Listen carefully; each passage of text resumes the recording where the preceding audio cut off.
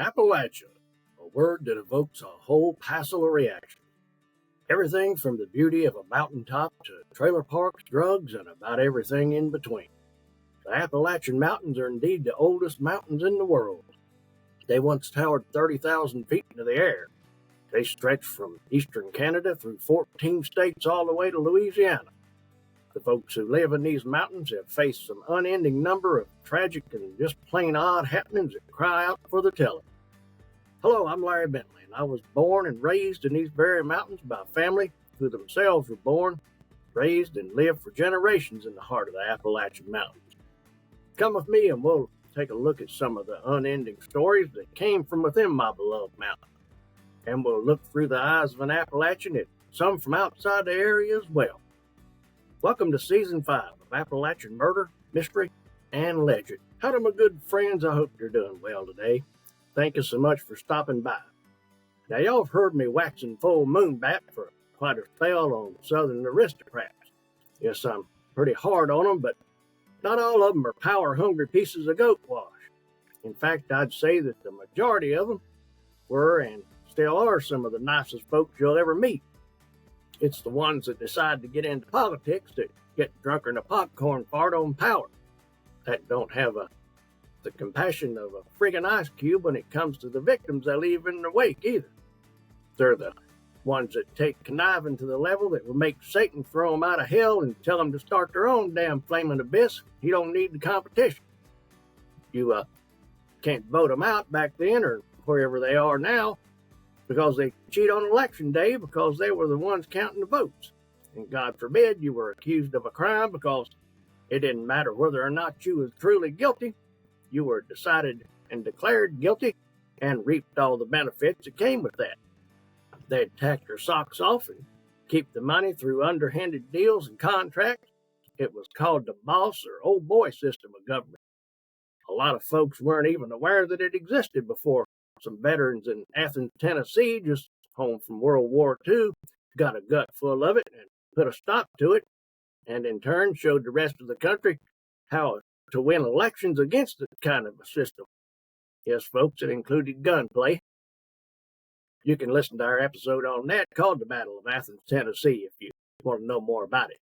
Anyway, before the Battle of Athens, the aristocracy ran rampant all over the South and a bit beyond that, doing pretty much anything to anybody they wanted to. To some degree, the Unions did settle them down a good bit when nothing doing but cause the Civil War because it was their way or the highway. That was a war that most of the Southern aristocratic citizens who weren't even involved in politics didn't even want, let alone the everyday working folks of the South. There was one deep-seated issue that just kept showing us its ugly face long after the war was ended. Today we all read about it and see snippets of videos showing it on TV, and that would be racism. Folks, I saw it firsthand with my own two eyes, and I can't even begin to describe to you the cruelty of it. It's very true that the black folks in this country bore the brunt of it for no more reason than the color of their skin. But in the Reconstructed South, they weren't the only ones that were treated like they were less than human. If you just happened to be Irish, Italian, Latino, Asian, Jewish, or Catholic, you got your share too. Either you were a Southern aristocrat, could work for a Southern aristocrat, or you could get yourself stepping to wherever they thought you belonged. And just because you worked for them didn't really buy you a whole lot of leeway, but they did tend to leave you alone more often because they needed somebody to do the work they couldn't or wouldn't do. Today's story is one of injustice that certainly cries out for the telling. So come on in, have you sit down, and let me tell you about it. On April 26, 1913, little Mary Fagan, who was the child of tenant farmers, or more commonly called sharecroppers, who'd moved to Atlanta to earn a better living, went to the National Pencil Factory in Atlanta to collect her week's pay. Mary had been born during what folks called hard times. During my life, I've had the honor to sit and talk with a bunch of folks that suffered through it, and most couldn't even tell you what years it took place because the last thing in the world they needed was a calendar when they couldn't afford all they needed to eat. let alone the luxury like a calendar. I can tell you this, some folks in this country had it so rough that they didn't even know when the Great Depression hit, or didn't even feel it come along. But anyway, Mary was born in Marietta, Georgia, in 1800, and never knew her dad because he passed away before she was born.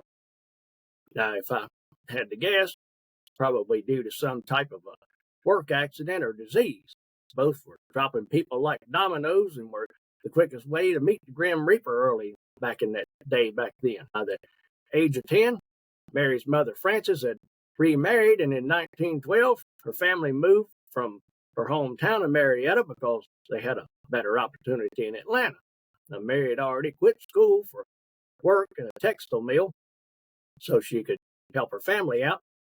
Believe it or not, it was completely legal and not uncommon at all for that to happen. In fact, my mother was working full-time in a factory at 14 years old, and my grandmother went to school only one day in her life, and that was to pick up somebody else's homework because they were sick. So it really wasn't that long ago that, all of that was still legal. Now, once the family moved, she took up work at the National Pencil Factory, where she earned 10 cents an hour, working 55 hours a week. Now, that was considered a pretty good job for the time, folks. Leo Frank was the superintendent of the factory. Now, he was the one who paid Mary her $5.50 when she came by. Yes, she got the whole thing because there weren't any taxes back in or insurance. Leo was born into a Jewish family in Texas. He was raised in New York and got a degree in mechanical engineering from Cornell University in 1906. So the man was a master with a slide rule, I guarantee it, because there weren't no calculators back then. Now, then he moved to Atlanta in 1908, where he married his sweetheart, Lucille Seelig, in 1910. By 1912, he wasn't just a plant supervisor at the pencil factory. Being of Jewish descent, he was involved in the city's Jewish community and was elected president of the Atlanta chapter of the B'nai B'rith, which is a Jewish fraternal organization.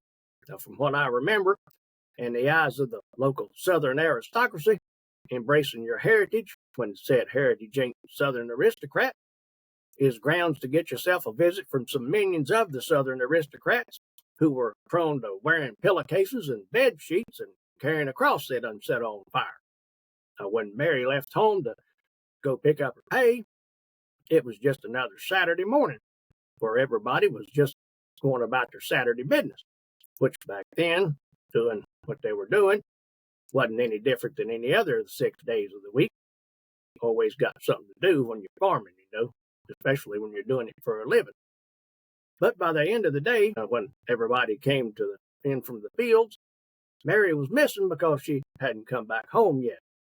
There weren't many telephones back then, so somebody probably had to leap on a horse, walk if they were lucky, or jump into some kind of means of mechanical locomotion and ease on down to fetch the police. Once they got word, police started running around searching for her like ants on a dropped ice cream cone. Sometime during the middle of the night, the security guard at the pencil factory found her bruised, bloodied, and dead in the cellar and called the police over to have a look around. Now, they dragged Leo Frank out of bed because he was the man in charge, and he came down to see what was going on. It just so happened that Leo mentioned seeing that girl earlier that day to the police, and that they gave him a look kind of like Joe Kenda gives when he's a fiction to say, my, my, my. Now, they thought that it just might be that the old Leo Frank was the last person to see Mary alive. And as we all know, the last person to see a murder victim alive is the one who relieves said victim of the well-being. News about Mary got around the area. The whole blamed city of Atlanta was madder than the day General William Tecumseh Sherman rolled through with a box of matches and burned the whole city to the ground.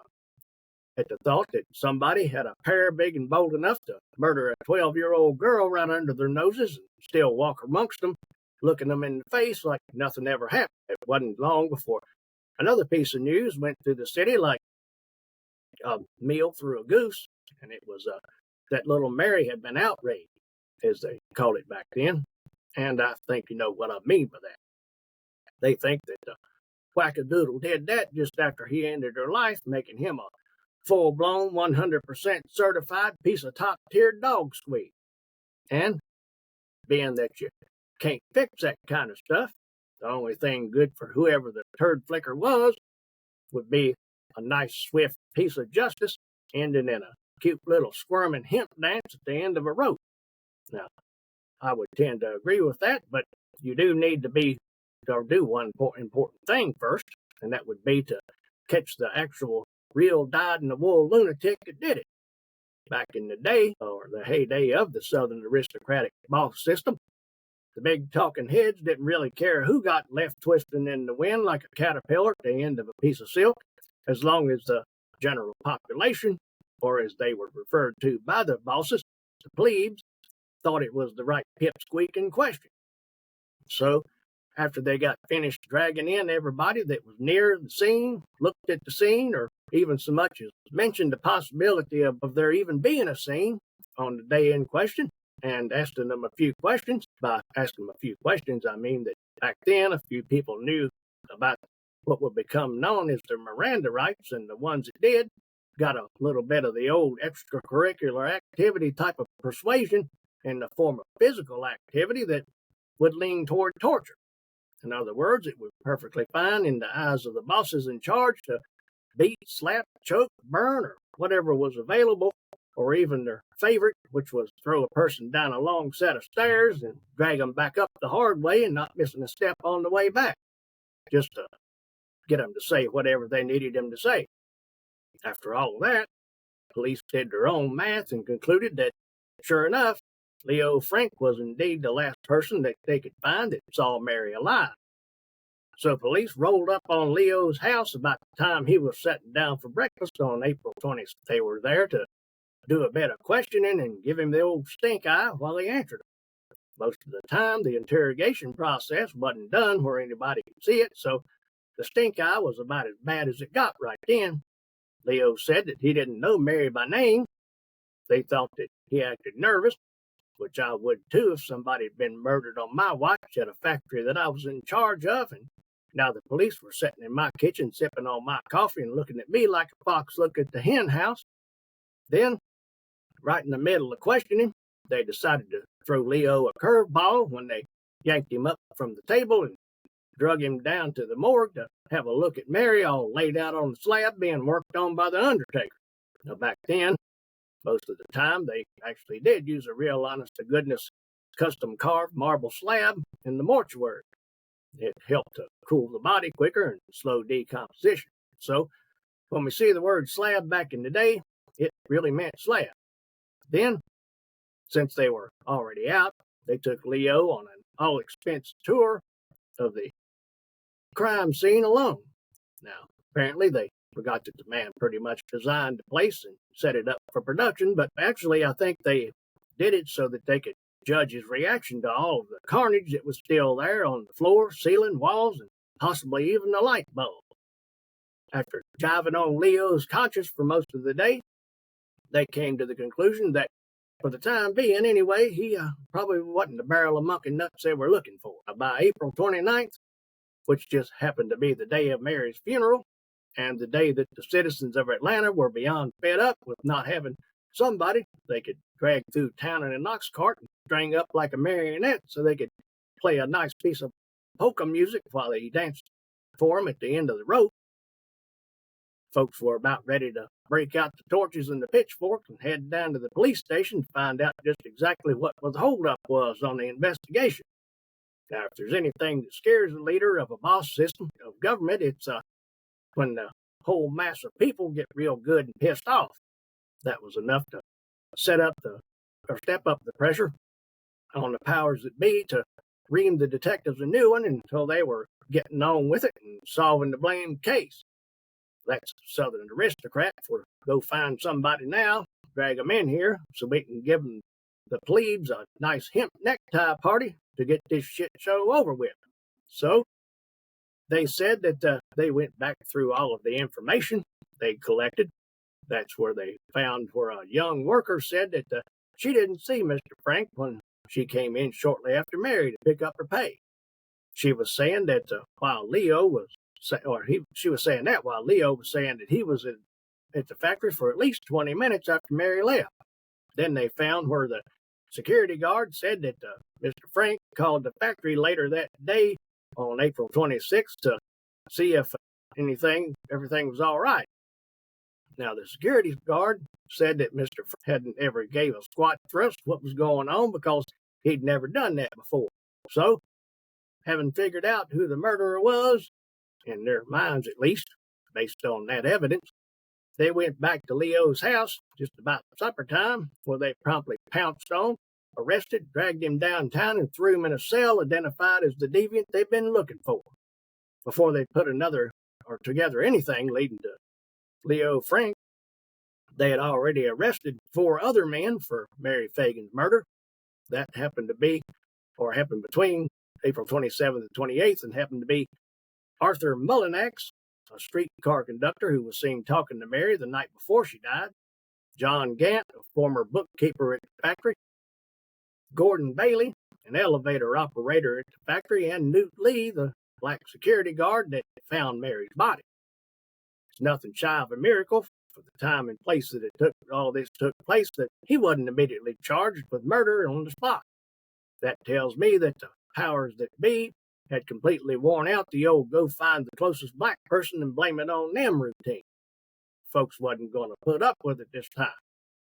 On May 1st, Jim Conley, a black janitor at the pencil factory, was also arrested and dragged in after he was found rinsing what looked like bloodstains out of a shirt. Now, Mr. Conley wasn't charged because he ended up being the state's main witness against Leo Frank. They did interrogate Mr. Conley, who ended up throwing Leo so far up under the bus that he could tell you what kind of muffler it had and how much grease was in the spider gears of the rear end. Mr. Conley provided no less than 4 completely different affidavits that were in direct contradiction to each other, explaining how Mr. Frank forced him to help dispose of Mary's body. That after Mr. Conley initially confessed to attacking and killing Mary, according to Mr. William Mincy, who was an insurance salesman and knew Mr. Conley very well. Now, I might add that once all of the interrogation techniques were used back in the day, a lot of the time the interrogated were in such bad shape that they couldn't talk because they had a broken jaw or a few missing teeth or both.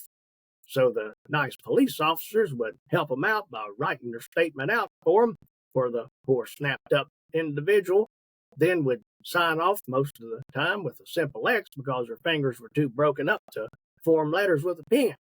Now, if you look through history at some of the original statements that were signed in some of these circumstances, you can actually see blood on the page. Then, Mr. Conley was politely dragged down the hall and slung into the pokey where he could stare at the walls for the next 6 weeks, waiting to be a witness in the trial of Leo Frank. That's another thing that usually followed a good interrogation curbstone. The interrogated was removed from public view long enough to have their jaw wired up, teeth fixed, fingers straightened out, and heal up before they'd be presentable to the public again. About June, the whole town was mad as hell. About 3 sheets to the wind, as like always happened during the big trials of the century, and what couldn't be packed inside were pressed up against the outside windows of the courthouse like they were watching Gypsy Rose Lee do her famous fan dance across the judge's desk.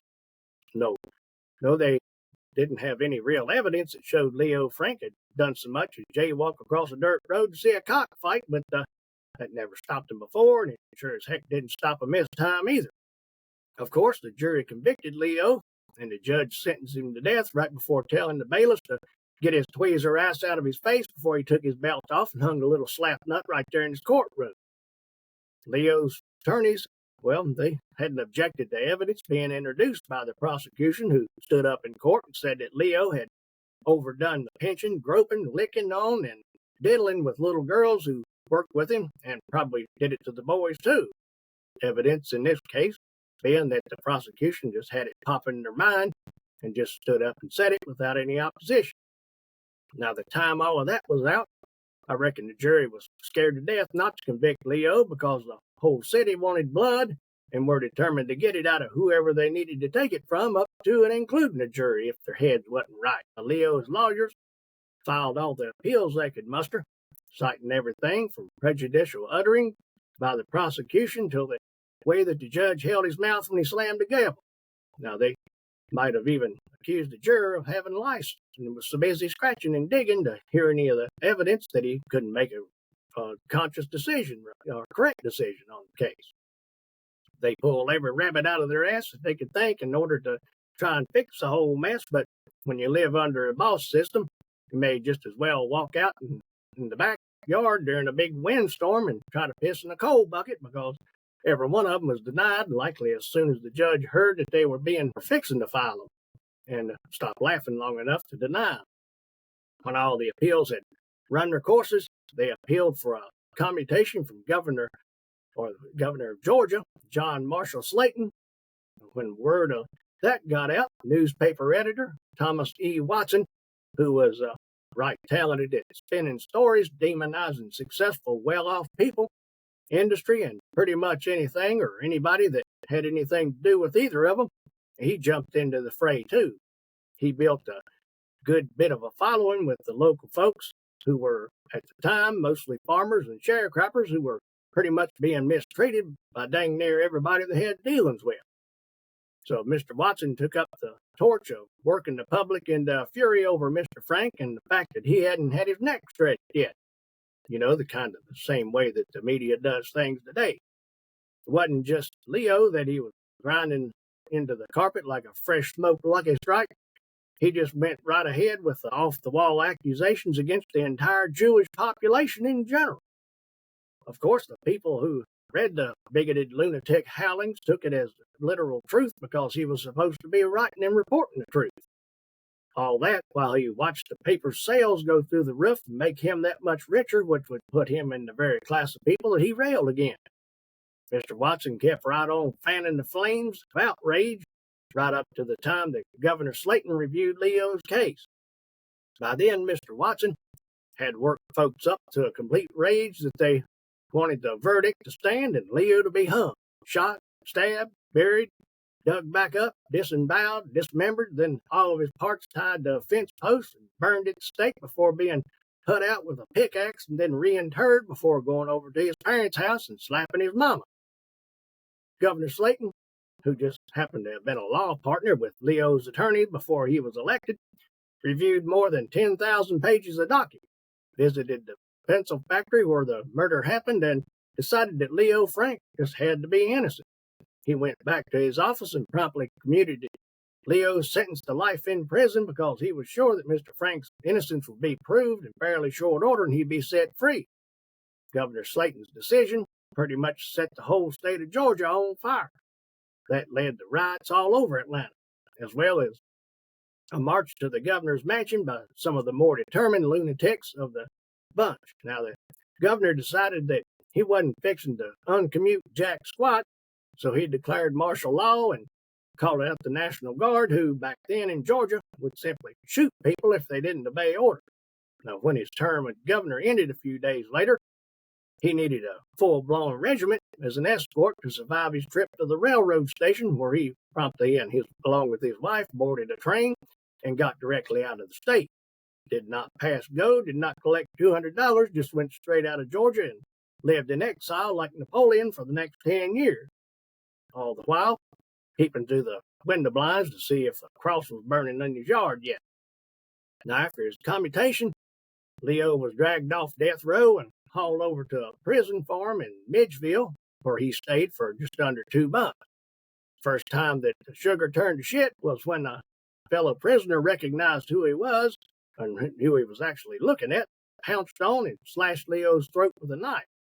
Fortunately, well, maybe, he survived.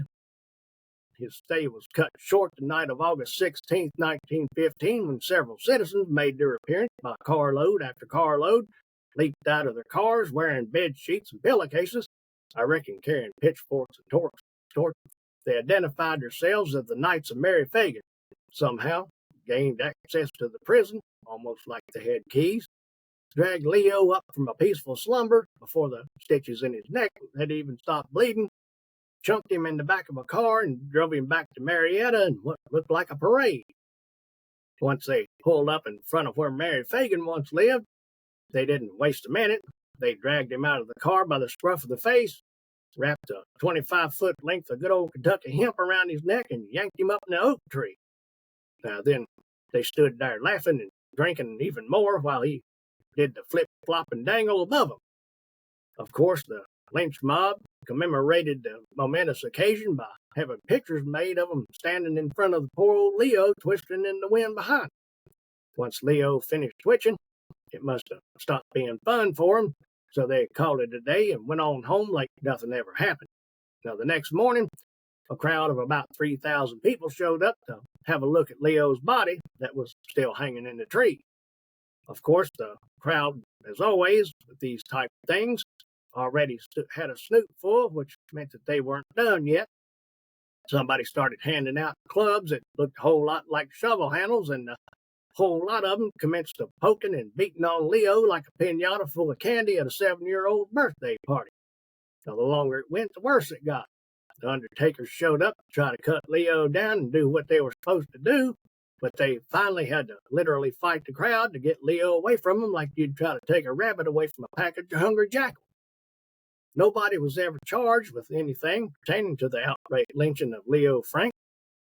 What tops that off is a few weeks later, most of the bigoted pieces of sheep dip that did it, poor Leo, met at a nighttime ceremony at Stone Mountain to reestablish the old Ku Klux Klan that we all know today.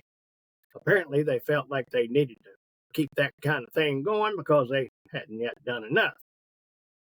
This case went down in the annals of history as one of, if not the biggest miscarriage of justice ever perpetrated by the boss system of government, along with pretty much the local media who spun it to the public. That would be Tom Watson's media, of course.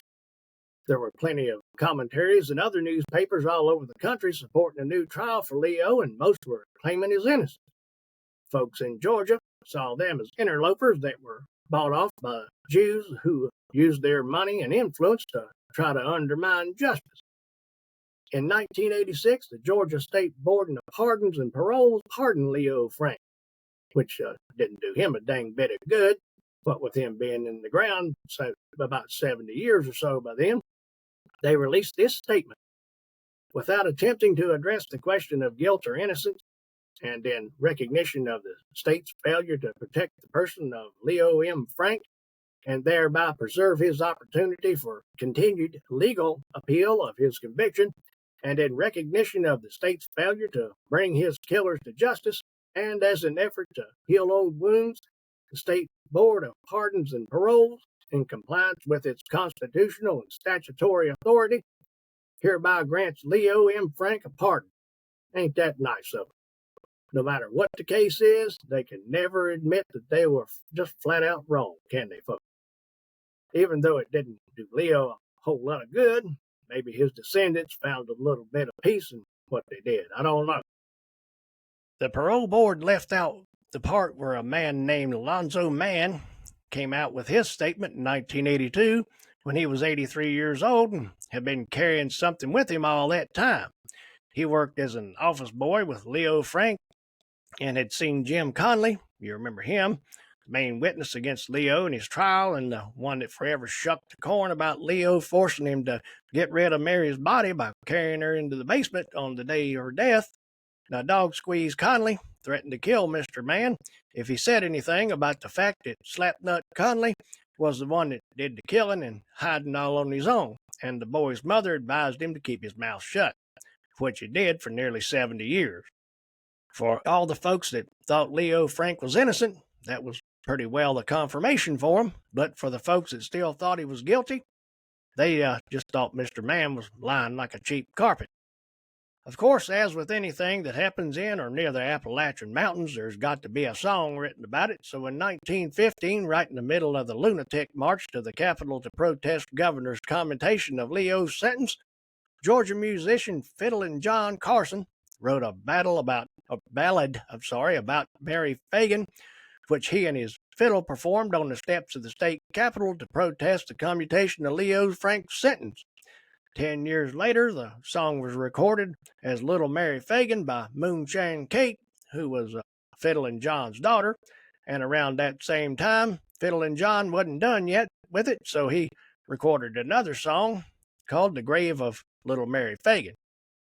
There's not a whole lot to say about the justice system. There's not a whole lot to say about the justice of the Southern aristocrat boss system of government other than about 2/3 of the time they were dead wrong on what they dragged into court and convicted of, or who they dragged into the court and convicted of a crime. And most of the time, the local newspapers backed them up 100% by whipping the local folks who thought they were surely telling the truth into a mad frenzy over it. One other thing that are to remember, lynching might have been illegal on paper, but I've never seen a piece of paper pounce on and arrest anybody.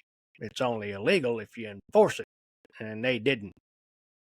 Hope you got something out of our story today. If you did, please rate and review the podcast, or if you're watching on YouTube, Spotify, or Rumble, throw us a like, and don't forget to subscribe or follow wherever you watch or listen.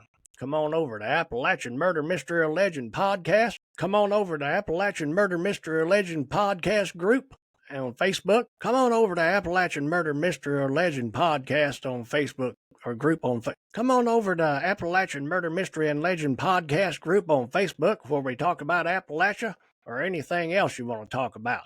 I'll be back real soon with another Appalachian Murder Mystery or Legend, and I will see you then.